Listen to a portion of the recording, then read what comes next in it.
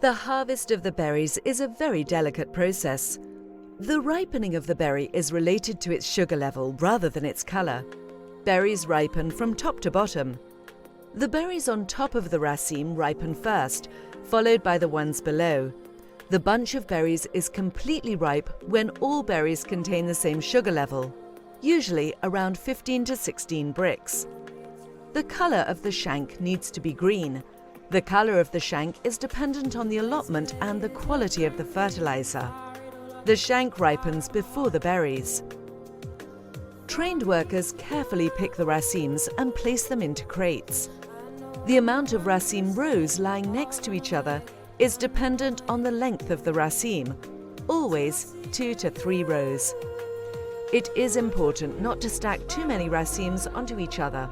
Make sure the berries do not touch the bottom of the next crate so that the berries can still breathe. The workers carefully review the berries and check for color damages, sunburn, dry spots, molded berries. It is of utmost importance that only the perfect berries enter the cold store. Every crate is individually weighted. A label indicates the weight, date, and time. Every worker has a card with his own barcode. The barcode is scanned every time a full crate is brought in, and the crate is linked to the worker's barcode. Supervisors make sure everything goes well. The scanner saves all the information about the crate and the worker. This entails the weight, date, area of origin, and the worker who picked the crate.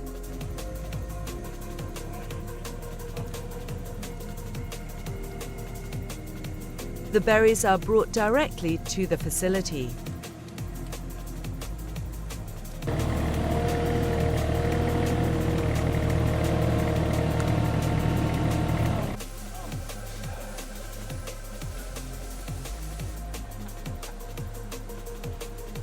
Berries must be pre-cooled as soon as possible.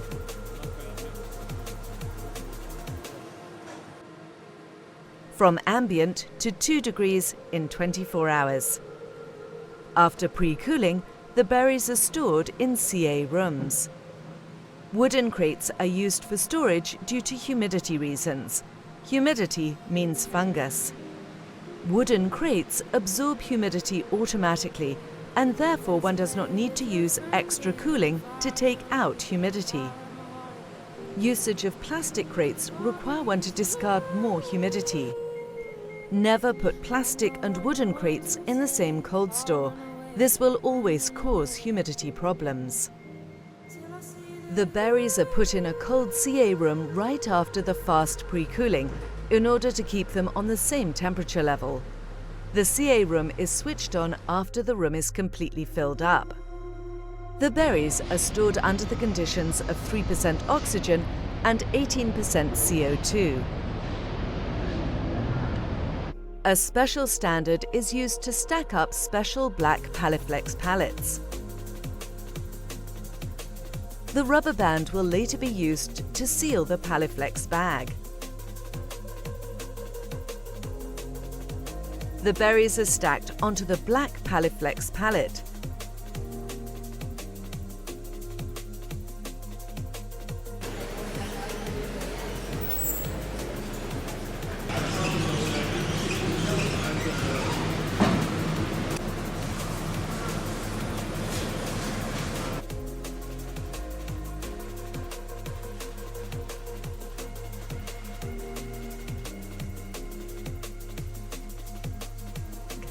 The bag is put over the crates.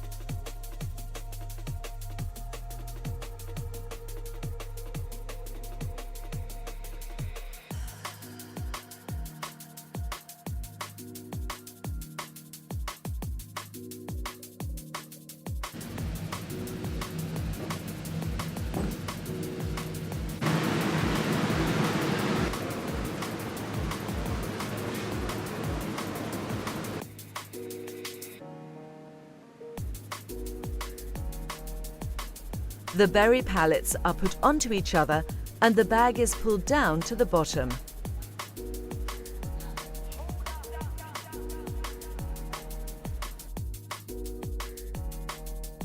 Make sure to fold the bags in the middle of the opening in the black pallet, not in the corners. Place the rubber band in position and lift up the black Palliflex pallet. As you can see, the idle space where the rubber band is placed will close. You have now created a gas-tight environment.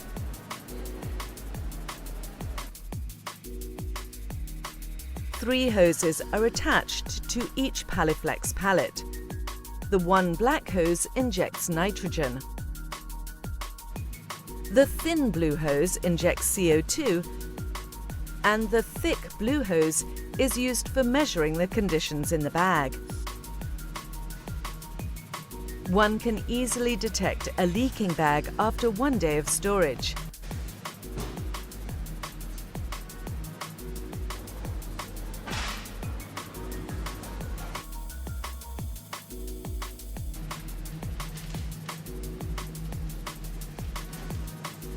The big advantage of Palliflex is the storage flexibility it brings along.